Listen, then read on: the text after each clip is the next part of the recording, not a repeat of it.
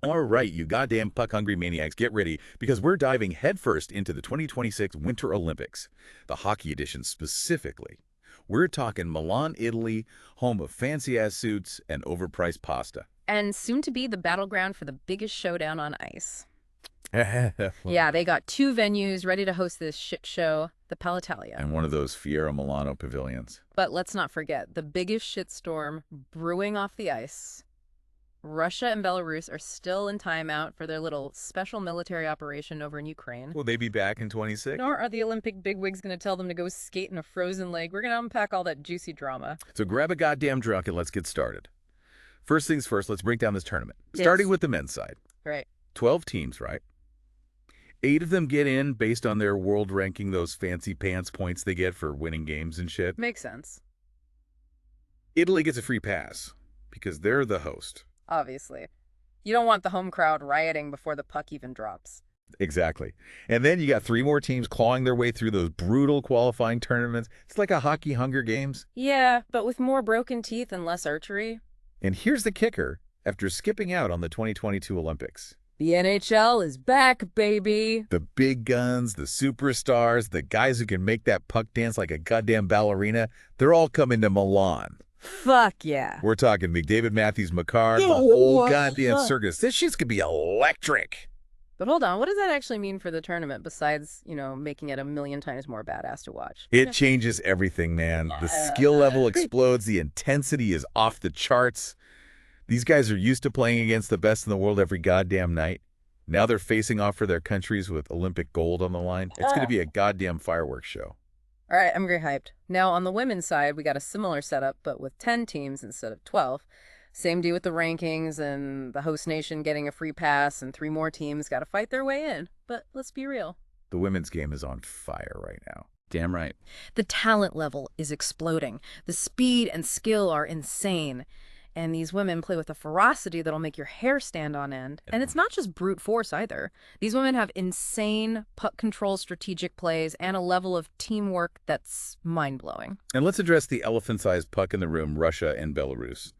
These guys are persona non grata, thanks to Putin's little vacation in Ukraine. What's the latest on this shit show? Right now, they're still banned from all international hockey events courtesy of the IIHF. That's the International Ice Hockey Federation for all you casuals out there. Right. The ban's in place until the end of 2025, but whether they'll extend it to cover the 2026 Olympics is the million-dollar question. So basically everyone's sitting around with their dicks in their hands, waiting to see if Putin decides to chill the fuck out. Pretty much. The IIHF is playing it close to the vest. Right. But with the war still raging, it's not looking good. So let's say Putin keeps being a stubborn prick and the ban stays in place. Who the hell steps in to fill those empty slots? We were talking Liechtenstein, the Vatican City.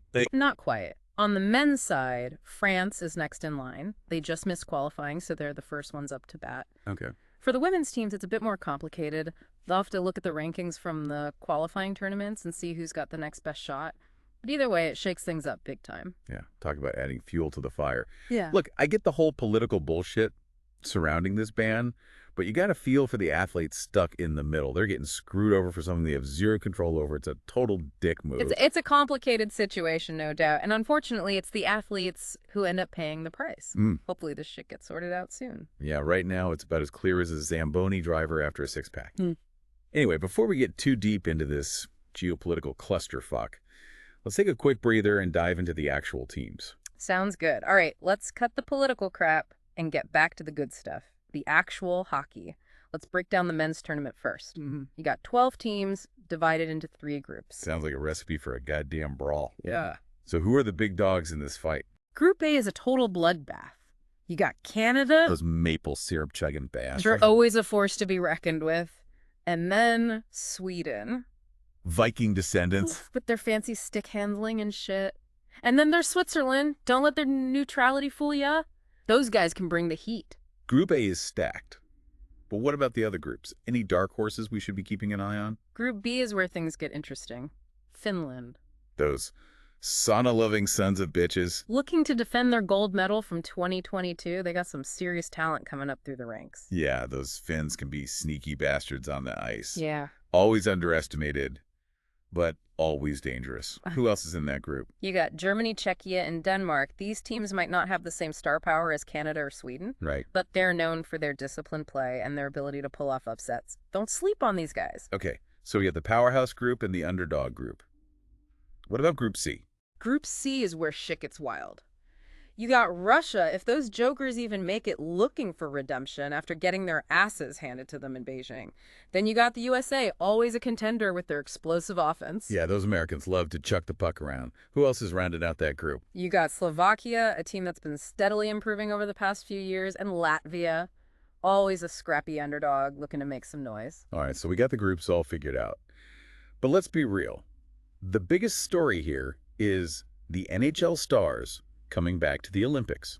I'm already picturing McDavid slicing through defenders like a hot knife through butter, Matthews sniping goals from impossible angles, Makar dishing out those no-look passes that leave everyone scratching their heads. This is going to be epic. Absolutely. The return of the NHL players brings a whole new level of excitement and unpredictability to the tournament. It's like watching a goddamn all-star game on steroids. Speaking of all-stars, let's not forget about the women's tournament.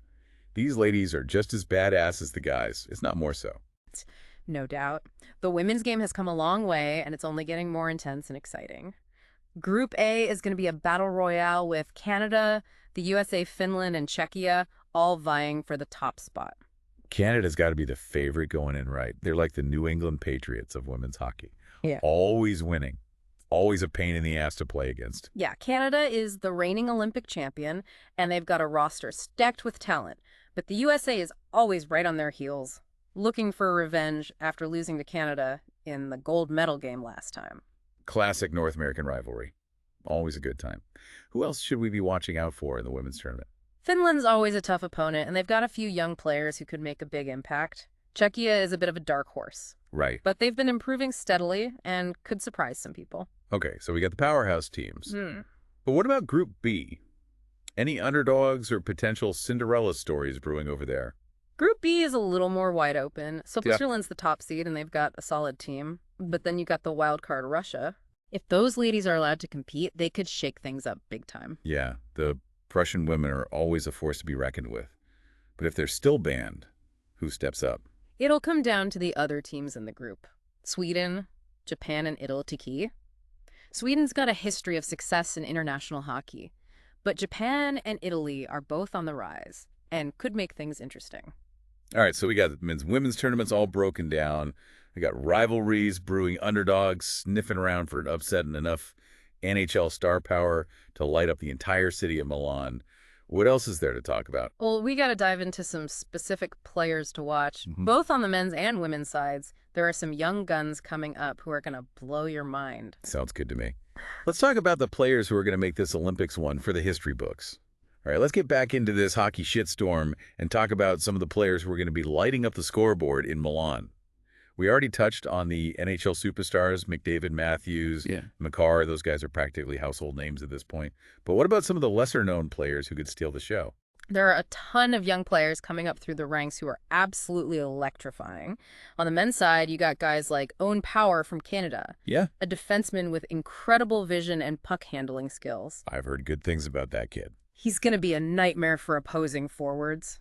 Who else should we be keeping an eye on? For the Americans, you got Luke Hughes, Jack's younger brother. He's a smooth skating defenseman with a wicked shot. And for the Swedes, keep an eye on William Eklund, a forward with insane puck control and a knack for finding the back of the net. All right, so we got some young guns on defense and offense. What about the goalies? Any future Hall of Famers we should be watching? Definitely. For the Canadians, you got Jesper Wallstedt. Okay. A big athletic goalie with lightning-fast reflexes. He's already making a name for himself in the NHL. And for the Finns, keep an eye on Joel Blomqvist, another young goalie with a ton of potential. He's got a calm, cool demeanor in the net, which is exactly what you want in a high-pressure situation like the Olympics. All right, those are some badass names to watch out for on the men's side. But what about the women? Who's going to be leading the charge for gold in 2026? On the women's side, you got Sarah Fillier from Canada, a forward with incredible speed and puck skills. She's a game changer for sure. And for the Americans, keep an eye on Caroline Harvey, a young defenseman with a rocket of a shot and a fearless attitude on the ice. Damn, these women sound like they could kick my ass. Anyone else we should be adding to our fantasy hockey teams? For Finland, you got Nelly Layton, another young defenseman with a ton of talent. She's got great vision and a knack for making the right play at the right time. And for Czechia, keep an eye on Adela Sapovalivova, a forward with a nose for the net and a tireless work ethic. All right, so we got the superstars, the young guns, the goalies, and the women who could probably bench press me. Yeah. What else is there to say about this goddamn hockey circuit? I think we've covered pretty much everything. Yes. We got the tournament formats, the NHL's triumphant return, the Russia-Belarus drama, and a whole slew of players to watch. Yeah, this Olympics is shaping up to be one hell of a shit show, and I, for one, am fucking stoked. Me too, man. All right, you puck-loving degenerates. That's it for this deep dive into the 2026 Winter Olympics hockey tournaments.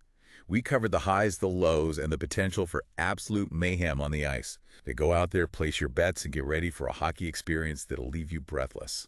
We'll catch you next time for another deep dive into the world of sports. PLO.